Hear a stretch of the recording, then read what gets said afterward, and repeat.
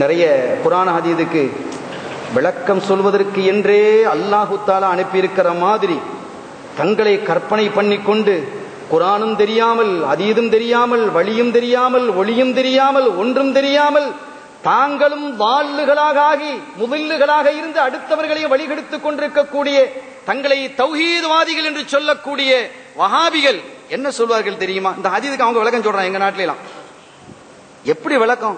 சுப்ஹானல்லாஹ், துனியால யாரும் இவ்வளவு பெரிய விளக்கத்தை சொன்னதே கிடையாது. அவ்வளவு அற்புதமான விளக்கம்.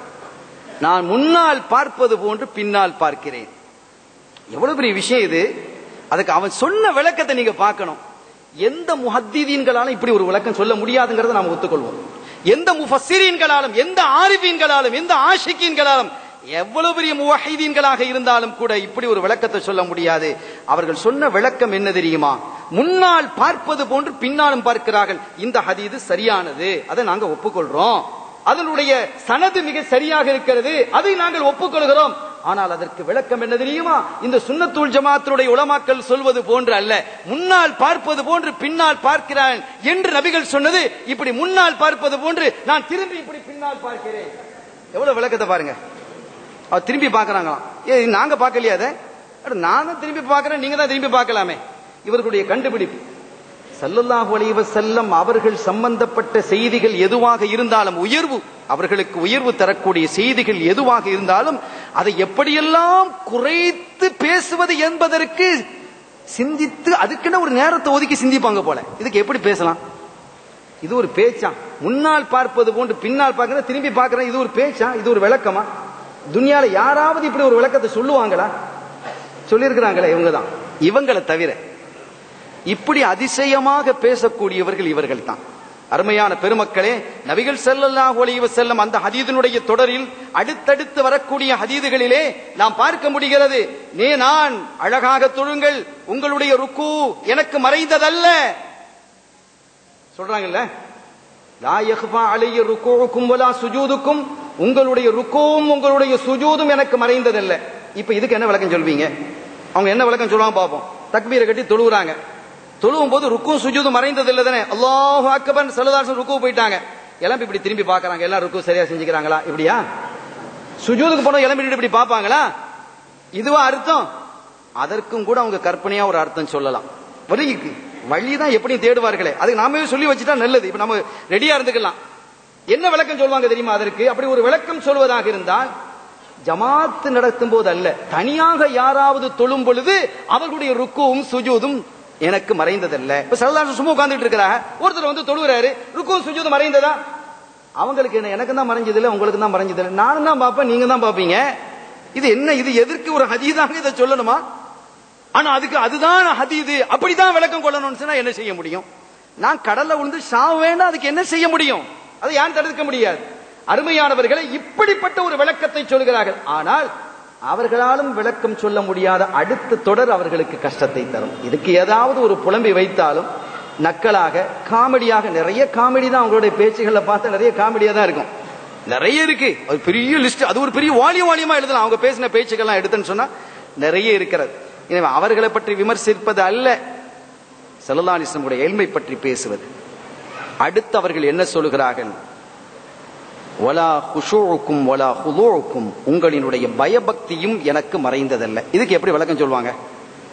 மத்ததுக்கு எதையாவது உலட்டினான்னு வைங்க, உங்களினுடைய இதயத்திலே இருக்கக்கூடிய இறையச்சமும் எனக்கு மறைந்ததல்ல, உங்கள் இதயத்தில் நீங்கள் நினைப்பவைகள் எனக்கு மறைந்தது அல்ல என்று நபிகள் ஸல்லல்லாஹு அலைஹி வஸல்லம் அவர்கள் குறிப்பிடும் பொழுது இதுக்கு என்ன சொல்லணும்? நேரா பார்க்கிறோம், திரும்பி பார்ப்பாங்க என்ற விளக்கம் எல்லாம் சொன்ன இவர்கள் இதயத்திற்குள் நுழைந்து பார்க்க வேண்டும் என்ற விளக்கத்தை சொல்லணும். சொல்ல முடியாது இல்லையா?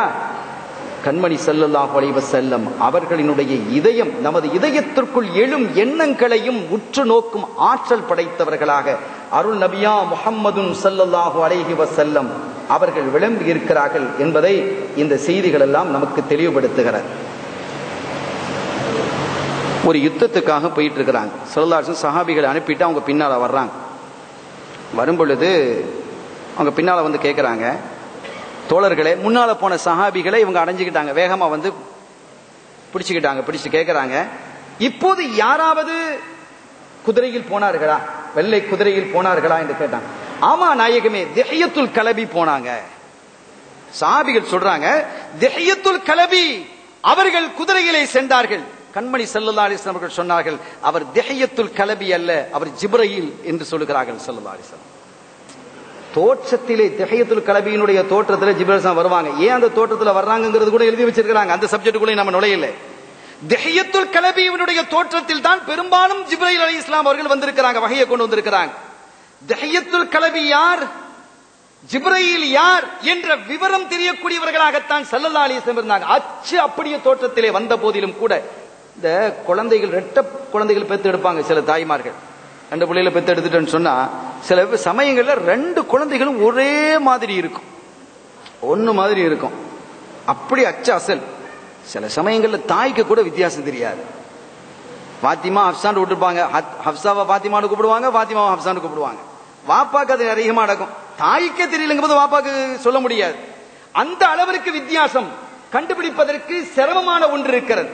தாய்க்கு கூட அந்த பிரச்சனை ஏற்பட்டு விடுகிறது. இவர் யார் இவர் யார் என்ற பிரச்சனைகள் வந்து விடுகிறது. ஆனால் அருள் நபியா முஹம்மது முஸ்தபா ஸல்லல்லாஹு அலைஹி வஸல்லம் அவர்களுக்கு இந்த பிசகுதல் எந்த மக்களுக்கு மத்தியிலும் ஏற்படுவதில்லை. ஒரு கட்டத்தில் வர்றாங்க, கையில இப்படி கையை இப்படி வச்சுக்கிட்டு வர்றாங்க. ஸல்லல்லாஹு அலைஹி வஸல்லம் வெளியில வர்றாங்க. என்ன தெரியுமா, என்ன தெரியுமா மகாதி, இது என்ன தெரியுமா கேட்கிறாங்க. ஸல்லல்லாஹு அலைஹி வஸல்லம் இது என்ன அப்படின்னு கேட்கிறாங்க. நம்ம பாப்போம், என்ன இப்படி ஒண்ணும் இல்லை, என்ன தெரியுமான்னு கேட்கறாங்க. உண்மை இல்லையே, நம்ம முந்திரி கொட்டை நாயகமே ஒண்ணுமே இல்லையே, என்ன தெரியுமான்னு கேட்டா எப்படி அப்படின்னு கேட்போம். நம்ம அளவு அவ்வளவுதானே இருக்கு, நம்ம கேட்டகரி அந்த அளவு தான் இருக்கு. சஹாபிகளுக்கு அவங்க சொல்லுவாங்க, ஸல்லல்லாஹு அலைஹி வஸல்லம் அல்லாஹு ரசூலு ஆலம் என்று விளக்கம் சொன்னாங்க.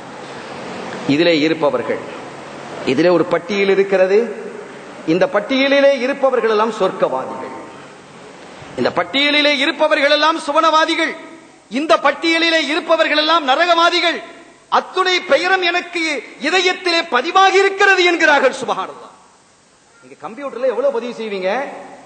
இன்னைக்கு உலகத்திலே 700 கோடி மக்கள் வாழுகிறார்கள் என்று சொன்னால் 7 கோடி மக்களுடைய பெயர்களையும் அவர்களுடைய பெற்றோர்களுடைய பெயர்களையும் பிரித்து அறிந்து ஒரு டிஸ்கிலே ஏற்றக்கூடிய ஆற்றல் இருக்கிறதா? இதுவரைக்கும் அது கண்டுபிடிக்க முடியல.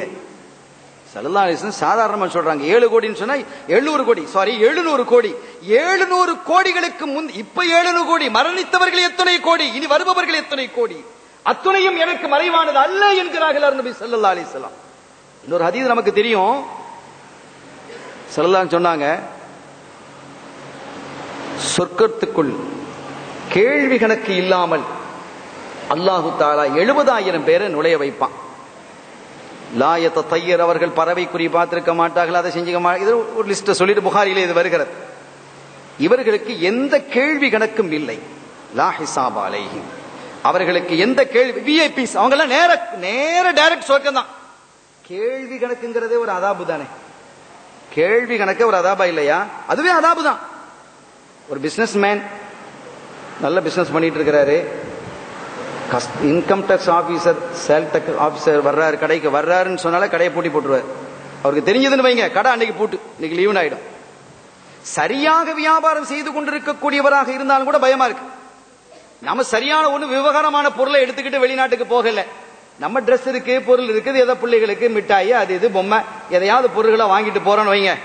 அப்படி செல்லும் பொழுதும் கூட கஸ்டம்ஸ் இருந்துகிட்டு அது என்ன வச்சிருக்கிற ஏது வச்சிருக்கிற அப்படின்னு கேட்டா அப்பவும் ஒரு பயம் வருது இல்லையா? கேள்வி கணக்கு என்பதே ஒரு அதாபு தான். எந்த கேள்வி கணக்கும் இல்லாமல் 70,000 பேர் சொர்க்கம் நுழைவார்கள் என்றார்கள் ஸல்லல்லாஹு அலைஹி வஸல்லம். அந்த சமூகத்தில் அல்லாஹ் என்னையும் உங்களையும் ஆக்கி வைப்பானாக. அந்த 70,000 பேருங்கும்போது சஹாபிகளே பெரிய கூட்டமா இருக்கிறாங்க. இந்த லிஸ்ட்ல நாம வரலாமா நீங்க நினைக்க கூடாது, ஒரு காலம் நினைக்காதீங்க. இந்த முதல்ல ரஜாங்கிறது இருக்கணும், ஆதரவு. இந்த 70,000 பேருக்கு சில அறிஞர்கள் விளக்கம் சொல்லும்போது 70,000 பேர்னா 70,000 பேர் இல்லைங்கிறாங்க.